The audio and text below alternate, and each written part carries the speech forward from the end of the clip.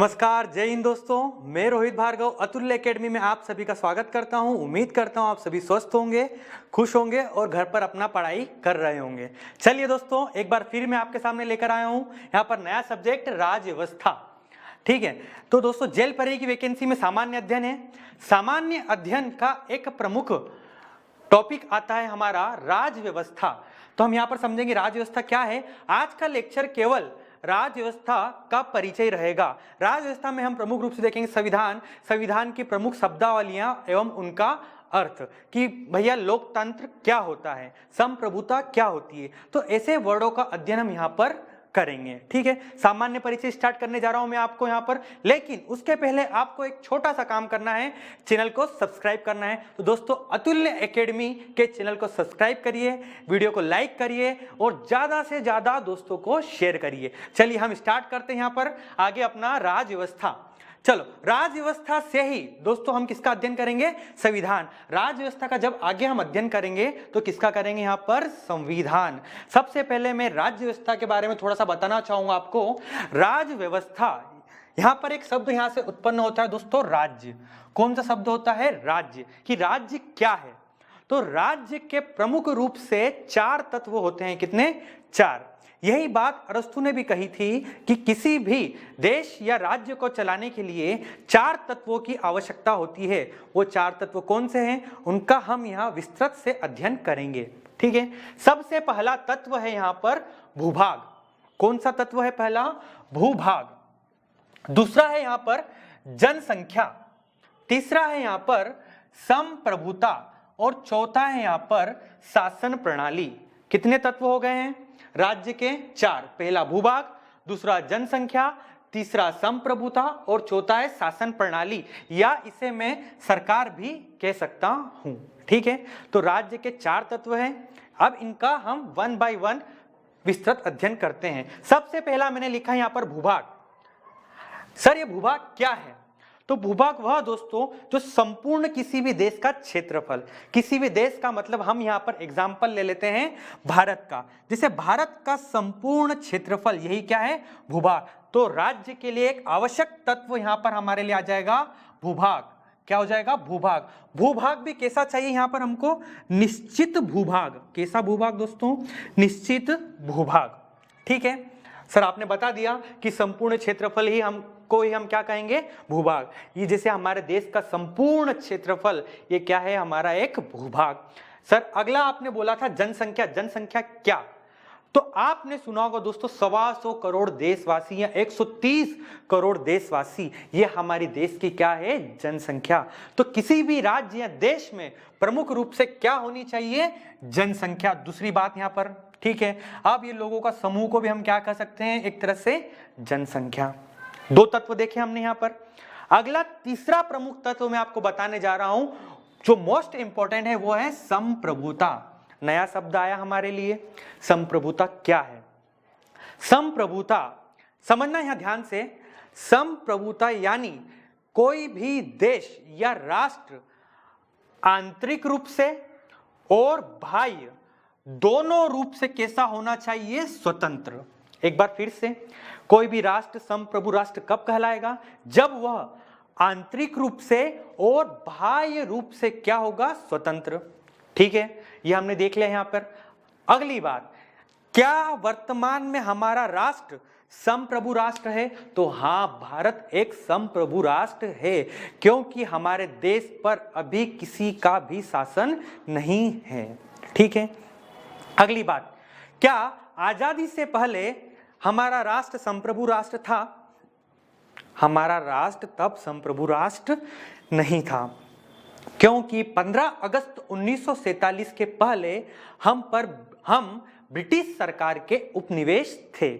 हमारी प्रशासनिक एवं राजनीतिक व्यवस्था को ब्रिटिश सरकार द्वारा संचालित किया जा रहा था। ठीक है, इसीलिए हमारा राष्ट्र 15 अगस्त 1947 के पहले संप्रभु राष्ट्र बिल्कुल भी नहीं था। जैसे ही हमको 15 अगस्त 1947 को आजादी मिलती है, हमारा राष्ट्र संप्रभु राष्ट्र बन जाता है। मतलब हमारे देश की राजनीतिक एवं प्रशासनिक व्यवस्था को हम खुद यानी हमारे देश की सरकार संचालित कर रही है। अगला प्रमुख तत्व है आप सभी के लिए यहाँ पर शासन प्रणाली या सरकार। बहुत विस्तृत में अध्ययन करेंगे यहां पर दोनों चीजों का। ध्यान से सुनना कि सरकार क्या होती है और शासन प्रणाली क्या होती है। ठीक है, सबसे पहले आपको ले चलूंगा मैं सरकार पर। तो दोस्तों सरकार भी हमारे देश में 3 स्तरों में होती है। पहला स्तर स्थानीय स्तर। स्थानीय स्तर मतलब क्या? स्थानीय स्तर अर्थात ग्राम पंचायत या नगर पालिका। ठीक है, स्थानीय स्तर पर सरकार कैसे काम करती है? ग्राम पंचायत या नगर पालिका के माध्यम से। तो एक ये सरकार हो गई हमारी स्थानीय स्तर की सरकार दोस्तों। दूसरी प्रमुख है राज्य स्तर की सरकार। ये लिखा यहां पर राज्य स्तर की सरकार। राज्य स्तर की सरकार मतलब जैसे महाराष्ट्र की सरकार, मध्य प्रदेश की सरकार, हरियाणा की सरकार, उत्तर प्रदेश की सरकार, राजस्थान की सरकार, छत्तीसगढ़ की सरकार। तो सभी अलग अलग राज्यों की क्या होती है? अपनी सरकार। ठीक है, 2 स्तर देखे, एक स्थानीय और दूसरा कौन सा हमने देखा यहां पर? राज्य। तीसरा प्रमुख है राष्ट्रीय स्तर की सरकार। क्या राष्ट्रीय स्तर की सरकार? मतलब हमारे देश की सरकार, पूरे देश की सरकार। ठीक है दोस्तों, 3 स्तर बताए मैंने, स्थानीय स्तर, राज्य स्तर और राष्ट्र स्तर। 3 स्तरों की बात हमने यहां पर प्रमुख रूप से करी है। अब बात आती है, सर आप सरकार सरकार बोल रहे हो, तो सरकार है क्या? हम भी सुनते हैं कि वर्तमान में सरकार द्वारा ये कानून लाया गया, कि वर्तमान में सरकार द्वारा गरीबी के लिए ये काम किया गया, रोजगार देने के लिए ये काम किए गए। कई सारी बात हम करते हैं, दिन में कई बार हम सरकार शब्द का यूज करते हैं। क्या है सरकार? समझना यहां पर एक छोटे से एग्जाम्पल से आपको बताऊंगा। ठीक है, मुख्य रूप से सरकार का काम होता है दोस्तों यहां पर कानून को बनाना, उसे लागू करवाना और यह कानून सही है या नहीं इसकी संवैधानिकता की जांच करना, या यह कानून ठीक तरह से लागू हुआ है या नहीं इसकी भी जांच करना। यह काम किसका है? सरकार। एक छोटे से उदाहरण से मैं आपको समझाऊंगा। मेरे पास गाड़ी है और मैं गाड़ी चला रहा हूं, लेकिन बिना लाइसेंस के, मेरे पास कोई भी लाइसेंस नहीं है, फिर भी मैं गाड़ी चला रहा हूं। ठीक है, तभी दोस्तों मुझे जुर्माना देने के लिए बाध्य किया जाता है। क्यों दोस्तों, क्यों बाध्य किया जाता है? क्योंकि मेरे द्वारा लाइसेंस का उपयोग नहीं किया गया, बिना लाइसेंस के मैंने गाड़ी चलाई, तो मुझे जुर्माना देना पड़ेगा दोस्तों, फाइन देना पड़ेगा। हाँ, फाइन देना पड़ेगा, या मुझे जेल भी जाना पड़ सकता है। तो यह कानून किसने बनाया कि बिना लाइसेंस के आप गाड़ी नहीं चला सकते हो? तो यह कानून बनाया दोस्तों सरकार के द्वारा। और दोस्तों इसे लागू भी किसके द्वारा करवाया जा रहा है? सरकार के द्वारा। समझ में आई यहां पर बात? ठीक है, मतलब सरकार कानून बनाती है और उसको लागू भी करती है, लेकिन हमारे द्वारा उल्लंघन करने पर उस पर दंडात्मक कार्रवाई होती है। जैसे मैंने उदाहरण लिया यहां पर अपना, वाहन का उपयोग बिना लाइसेंस का मैं कर रहा हूं, तो मुझ पर जुर्माना लगाया गया, मतलब सरकार ने मुझ पर एक्शन लिया। ठीक है, तो सरकार का काम यहां पर समझ में आया दोस्तों? क्या करना? उसका कानून बनाना, लागू करना और उसकी संवैधानिकता की जांच करना। 3 चीजें देख ली हमने यहां पर। अगली बात कि सर आपने एक शब्द लिखा है यहां पर शासन प्रणाली, ये क्या है? ठीक है, समझना यहां पर शासन प्रणाली किसी भी देश की क्या होती है? शासन प्रणाली। इसके 2 स्वरूप होते हैं मुख्य रूप से। कितने स्वरूप होते हैं? 2। एक राजतंत्रात्मक शासन प्रणाली और एक लोकतंत्रात्मक शासन प्रणाली। पहला कौन सा है? राजतंत्रात्मक शासन प्रणाली। दूसरी है लोकतंत्रात्मक शासन प्रणाली। क्या है सर ये राजतंत्र, क्या है ये लोकतंत्र? कई बार हमने सुना है कि लोकतंत्र वर्तमान में देश की लोकतांत्रिक सरकार है। चलिए समझते हैं। पहले हम देखेंगे शासन प्रणाली के स्वरूप। कितने स्वरूप देख रहे हैं यहाँ पर? 2। कौन कौन से स्वरूप है? पहली बात है स्वरूप, एक है राजतंत्रात्मक शासन प्रणाली और एक है लोकतंत्रात्मक शासन प्रणाली। समझना, राजतंत्रात्मक शासन प्रणाली में समस्त शक्तियां राजा में निहित होती है। किसमें निहित होती है? राजा में। कैसे राजा में निहित होगी? यहां पर राजा क्या करता है? राजा ही कानून बनाएगा, उसे लागू भी राजा ही करवाएगा, और यह कानून सही है या नहीं इसका न्याय भी कौन करता है? राजा। मतलब समस्त शक्तियां किसमें निहित हो गई है? राजा में। आई बात समझ में? इसे ही हम क्या बोलते हैं? राजतंत्रात्मक शासन प्रणाली। समझ में आया दोस्तों? एक स्वरूप देखा है हमने केवल, कौन सा? राजतंत्रात्मक शासन प्रणाली। वर्तमान में हमारे देश में है क्या? हमारे देश में राजतंत्रात्मक शासन प्रणाली बिल्कुल भी नहीं है। फिर कौन सी शासन प्रणाली हमारे देश में?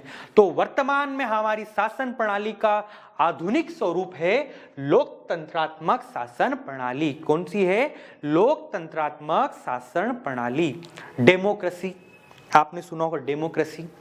तो डेमोक्रेसी दो शब्दों से मिलकर बना है, डेमोस प्लस क्रेटोस। किससे मिलकर बना है? Demos plus Kratos. डेमोस का मतलब होता है जनता और क्रेटोस का मतलब होता है शक्ति। अर्थात यहां पर समस्त शक्तियां किसमें निहित है? जनता में। किसमें निहित है दोस्तों? जनता में।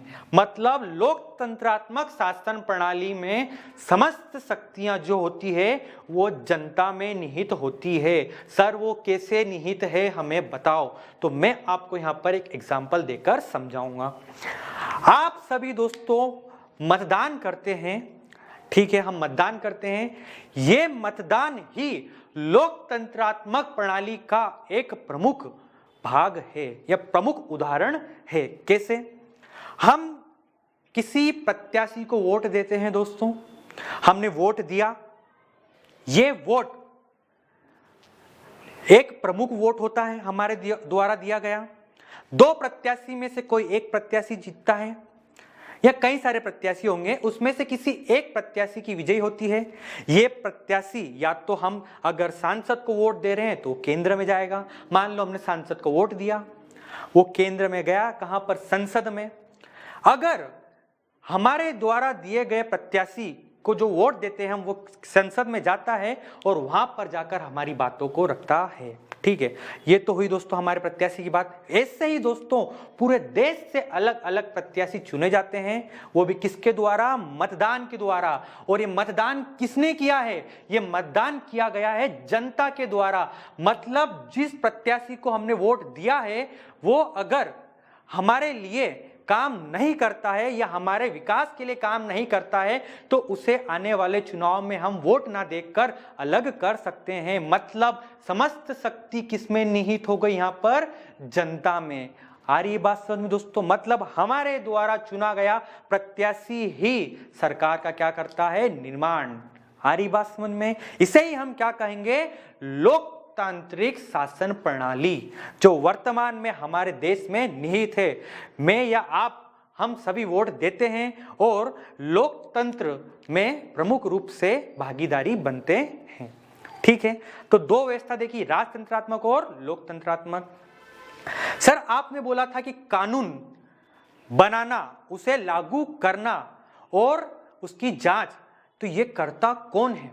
तो यहां से तीन नए शब्द निकल के आते हैं हमारा, विधायिका, कार्यपालिका और न्यायपालिका। यानी वर्तमान में जो कानून है वो किसके द्वारा बनाया जा रहा है? विधायिका के द्वारा। विधायिका क्या कर रही? कानून को बना रही है। ये कानून बन तो गया है, इसे लागू कौन करवा रही है? कार्यपालिका। और ये कानून सही से बना है या नहीं, या ये कानून ठीक तरीके से लागू हुआ है या नहीं, इसकी संवैधानिकता की जांच कौन कर रही है? यहां पर न्यायपालिका। कौन कर रही है यहां पर? न्यायपालिका। ठीक है, तो शासन प्रणाली के कितने अंग है? तीन, मुख्य रूप से विधायिका, कार्यपालिका और न्यायपालिका। अभी वर्तमान में शासन प्रणाली में एक चौथा प्रमुख अंग भी प्रमुख रूप से भूमिका निभा रहा है, उसे आप बोल सकते हो मीडिया। ठीक है दोस्तों, प्रमुख रूप से लेकिन तीन हैं, विधायिका, कार्यपालिका और न्यायपालिका। चौथा हम किसे मान सकते हैं दोस्तों? मीडिया को। ठीक है, समझ में आया? यहां पर क्या क्या देखा हमने अभी कि राज्य को चलाने के लिए चार चीजें, कौन कौन सी? पहला देखा हमने भूभाग, दूसरा देखा जनसंख्या, तीसरी देखी संप्रभुता, चौथी देखी हमने सरकार या शासन प्रणाली। ठीक है, सरकार भी देख ली हमने दोस्तों। ठीक है, तीन स्तर हैं इसके, स्थानीय, राज्य और राष्ट्रीय स्तर। सर आपने तो उनका स्वरूप भी बता दिया, एक लोकतंत्रात्मक शासन प्रणाली होती है और एक राजतंत्रात्मक। हमारे देश में वर्तमान में कौन सी है? लोकतंत्रात्मक शासन प्रणाली। लोकतंत्र किससे मिलकर बना है? Demos plus Kratos. ठीक है दोस्तों, आगे बढ़ते हैं। यहां पर आपने सर एक और चीज बताई थी यहां पर कि शासन प्रणाली के मुख्य 3 अंग होते हैं, समझना, विधायिका, कार्यपालिका और तीसरा है न्यायपालिका। ठीक है, क्या कर रही है विधायिका? कानून बना रही है। लागू कौन कर रही है? कार्यपालिका। और ये कानून को लागू ठीक तरीके से किया है या नहीं, या ये कानून सही तरीके से बना है या नहीं, इसकी जांच भी कौन कर रही है? न्यायपालिका। समझ में आया दोस्तों? ठीक है सर, विधायिका का एग्जाम्पल दो। संसद विधायिका का एक अंग है दोस्तों। सर कार्यपालिका, आप और मैं कहीं ना कहीं कार्यपालिका का ही एक अंग बनने जाएंगे, जैसे हम प्रशासनिक व्यवस्था का अंग बनेंगे दोस्तों। आ रही बात समझ में? जैसे आईएएस या आईपीएस ले लीजिए, ये किसका प्रमुख अंग है? कार्यपालिका का। यही तो कानून को लागू करवाते हैं। संसद ने कानून बनाया, इसे लागू कौन करवा रहा है? आईएएस आईपीएस मान लो यहाँ पर दोस्तों, कार्यपालिका के प्रमुख अंग। तीसरा प्रमुख अंग है न्यायपालिका। सर उदाहरण तो बताओ। तो इसका उदाहरण है प्रमुख रूप से सुप्रीम कोर्ट, हाई कोर्ट। ठीक है, इसके नीचे और चले जाइए, सुप्रीम कोर्ट, हाई कोर्ट ले लीजिए आप, डिस्ट्रिक्ट कोर्ट ले लीजिए दोस्तों। तो 3 चीजें हैं यहां पर। हमने न्यायपालिका में क्या क्या देख सकते हैं? सुप्रीम कोर्ट, हाई कोर्ट और डिस्ट्रिक्ट कोर्ट। ये तीनों किसके उदाहरण हैं यहां पर? न्यायपालिका के। ठीक है दोस्तों, चलिए अब हम आगे बढ़ते हैं। यहां पर सर आपने सरकार का नाम ले लिया, बता दिया, एग्जाम्पल ही बता दिया। ठीक है, अब दोस्तों सरकार को, सर सरकार चलाने के लिए नियम कायदे बन रहे हैं, कानून बन रहा है, तो ये कोई ना कोई तो इसका फॉर्म होगा, या तो लिखित होगा या मौखिक होगा।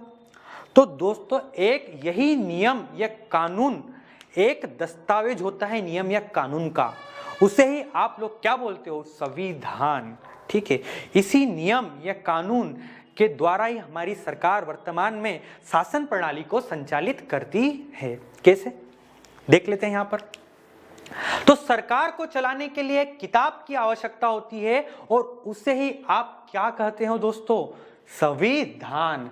समधान विधान अर्थात समान विधान, समान कानून। ठीक है, चलिए आगे बढ़ते हैं। यहां पर संविधान शब्द लेकर आगे सर आप, क्योंकि मैंने पहले ही आप लोगों को बोला था राज्य व्यवस्था के विकास से ही हम संविधान का अध्ययन करेंगे। जब राज्य व्यवस्था का विकास होता है तभी क्या होता है? संविधान का निर्माण। ठीक है, कुछ प्रमुख शब्दावलियां देख ली हमने।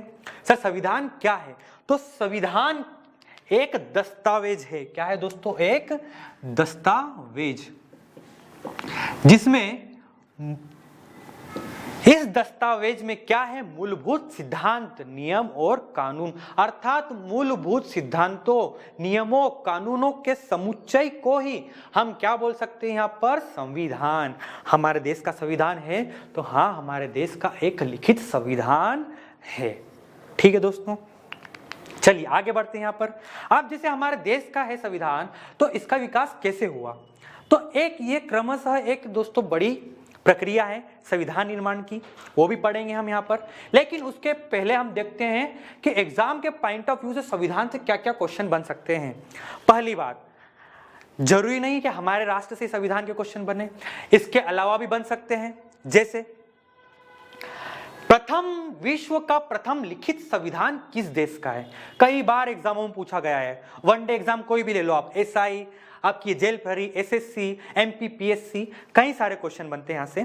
तो सबसे पहले हम यहां पर एक तथ्यों के रूप में देखेंगे, स्पेशल हम यहां पर तथ्य देखेंगे कि विश्व का प्रथम लिखित संविधान अमेरिका का है। किसका है? अमेरिका का। विश्व का प्रथम अलिखित संविधान किसका है? ब्रिटेन का। 2 क्वेश्चन बन गए यहां पर। पहला लिखित संविधान किसका है? अमेरिका। पहला अलिखित यानी मौखिक संविधान ब्रिटेन का है। अगली बात, विश्व का सबसे बड़ा संविधान किसका है? तो विश्व का सबसे बड़ा संविधान हमारे देश भारत का है। किसका है दोस्तों? भारत का। ठीक है, उम्मीद कर रहा हूं इसे नोट डाउन जरूर कर रहे होंगे। अच्छा, अगला क्वेश्चन बनता है विश्व का सबसे कठोर संविधान किस देश का है? तो विश्व का सबसे कठोर संविधान अमेरिका का है। सर कठोर मतलब क्या, इसे तोड़ा नहीं जा सकता? क्या ये पत्थर है? नहीं, कठोर का मतलब यह है कि संविधान में आसानी से संशोधन नहीं किया जा सकता। इसे ही हम किसकी संज्ञा दे देते हैं? कठोर संविधान की। तो विश्व का सबसे कठोरतम संविधान है अमेरिका, मतलब अमेरिका देश के संविधान में आसानी से संशोधन नहीं किया जा सकता। समझ लेना दोस्तों इसे, और ध्यान से सुनना, अगला फैक्ट बहुत इंपॉर्टेंट है। तो विश्व का सबसे लचीला संविधान यह है ब्रिटेन का। ठीक है, दो फैक्ट बन रहे हैं यहां पर, कठोर में पूछे तो अमेरिका और लचीला में पूछे तो ब्रिटेन, मतलब ब्रिटेन के संविधान में आसानी से संशोधन किया जा सकता है। ठीक है सर, आपने सही बताया। अगर आपसे एग्जाम में पूछे कि क्या भारत का संविधान कठोर है, क्या भारत का संविधान लचीला है, तो एग्जाम में कई बार क्वेश्चन बनता है कि भारतीय संविधान का स्वरूप कैसा है? ए कठोर, बी लचीला, सी कठोर एवं लचीला, या डी इनमें से कोई नहीं। तो हमें बताना है भारत का संविधान कठोर एवं लचीला संविधान है। ठीक है,